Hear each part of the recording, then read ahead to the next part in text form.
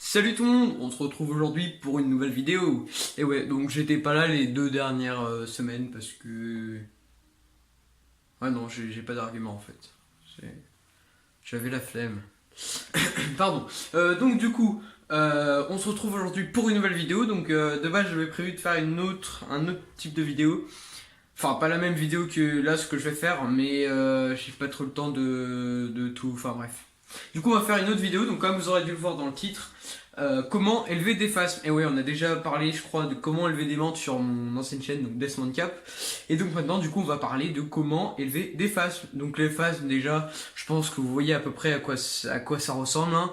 En général, ceux qui sont sur cette chaîne, ils doivent savoir à quoi ça ressemble. Voilà, donc on se retrouve tout de suite avec mon élevage de phasmes. Donc il faut savoir qu'en ce moment, j'ai 3 espèces. Trachyrétaron, Sungayen expectata et Meteoroidea. Donc je sais qu'ils sont ensemble, donc ça c'est pas le top du top.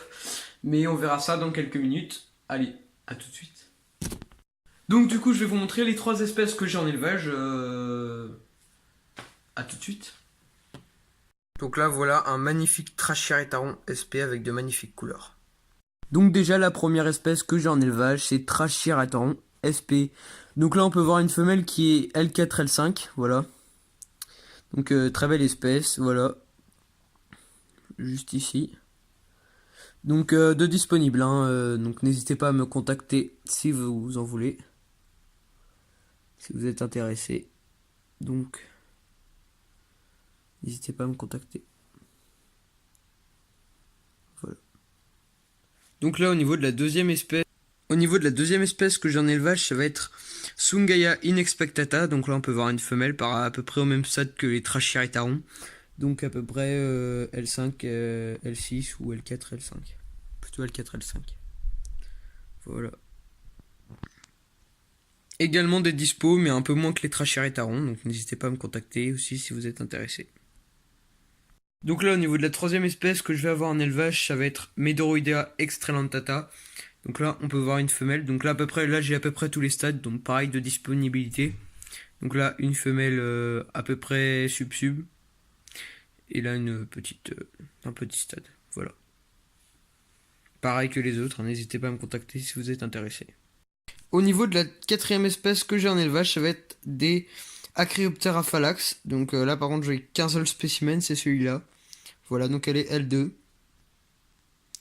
Et voilà. Ok, donc ensuite on va passer à la deuxième partie de la vidéo. Donc la deuxième partie de la vidéo qui va être consacrée déjà, premièrement, dans quoi élever vos phasmes. Donc déjà il y a plusieurs... en fait ça dépend de l'espèce. Par exemple le Statosoma tyratum ça va être un grand terrarium une fois adulte avec beaucoup d'aération. Donc on va voir sur la chaîne de VFASM, donc de Quentin. Et après, on peut aussi les élever, aussi comme Quentin, par exemple, Sungayen expectata, Mederoidea extralentata, dans des terrariums. Et pour les plus petits phasmes, donc les élever également en braplast. Donc terrarium, c'est ce que je vais vous montrer après, donc là où il y aura mes phasmes. Braplast, je pense que vous connaissez, donc c'est là où souvent sont élevées les menthes. Donc là par exemple, c'est un braplast. Donc ça c'était morte. Et donc du coup, donc les grands trucs que vous allez voir sur le terrain sur une des vidéos de Quentin. Et on peut également les élever dans des boîtes Ikea, donc des boîtes Ikea par exemple comme celle-là. Attendez, je vais vous montrer. Donc des boîtes Ikea assez grandes hein, quand même. Voilà, par exemple celle-là, moi elle est remplie de trucs, mais à peu près des boîtes Ikea comme ça aussi c'est pas mal. Donc là, comme vous voyez que j'ai fait. Là, vous coupez le couvercle, en fait vous faites un trou un peu comme pour les bras plast. Et après, bah, vous collez de la moustiquaire sur le couvercle et ça vous fait un grand terrarium. Donc là, plus qu'avec le sopalin, les ronces, et puis c'est parfait. Hein. Ça fait un élevage de face. Donc ça, c'était pour la partie des boîtes. Ensuite, les faces, ça va être à peu près pareil que pour les menthes. Donc elles vont avoir besoin de chauffage, selon l'espèce plus ou moins, comme pour les menthes en fait. Donc on va utiliser des lampes chauffantes, donc qui vont directement chauffer le terrarium ou là où vous êtes, ou des tapis chauffants éventuellement pour ceux qui veulent en fait, ça dépend de vos préférences. On va également avoir besoin, comme pour les menthes en fait, d'humidificateurs, donc pour humidifier la menthe, le phasme plus ou moins comme chez les menthes en fait. Donc voilà. Donc contrairement à la menthe, le phasme ça va être herbivore. Donc herbivore, qu'est-ce que ça veut dire? Herbivore, ça veut dire que ça va se nourrir essentiellement que de plantes en fait. Contrairement à la menthe qui est carnivore, donc qui va se nourrir d'êtres vivants quoi.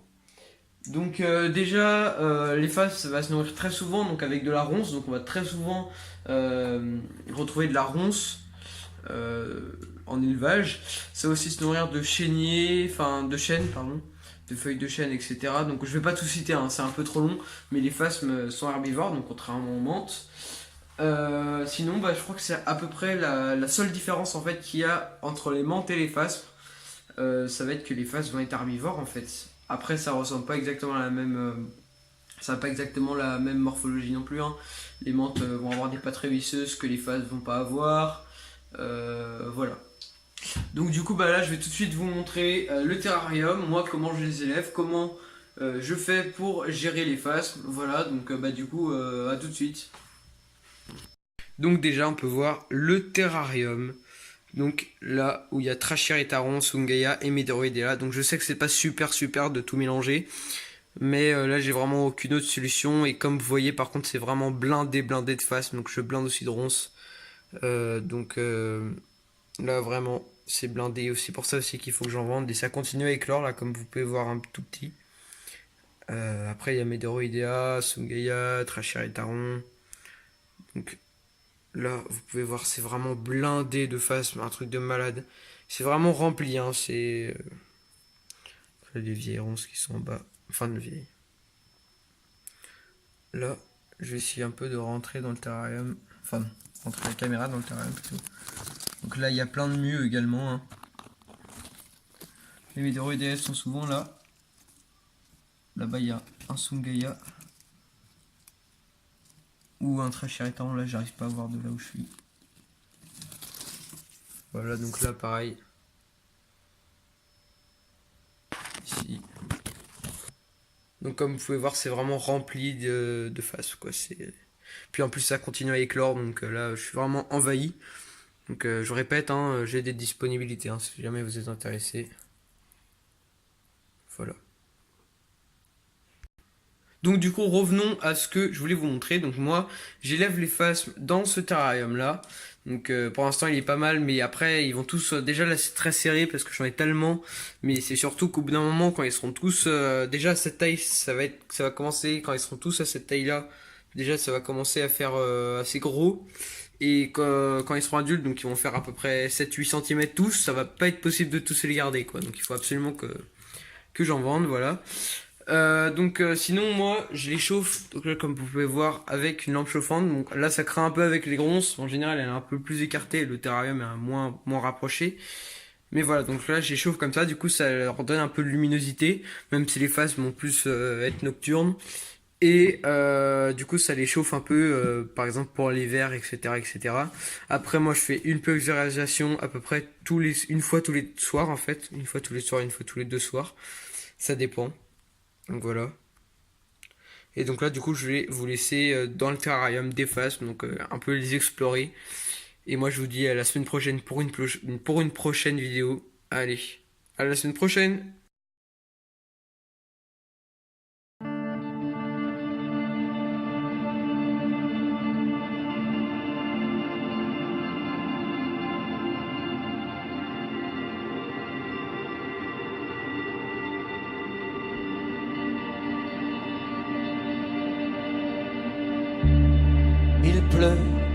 Il pleut à Giglio, vieille commune ennuyée de la côte toscane.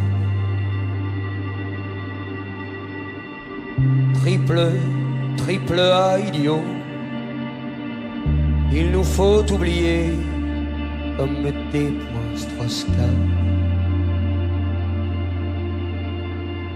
Voilà ce que titre à la capitale les journaux ce vendredi-là. Une écriture accidentée comme les roues paysages où le temps se dilate, où le temps se dilate. Il pleut à Giglio.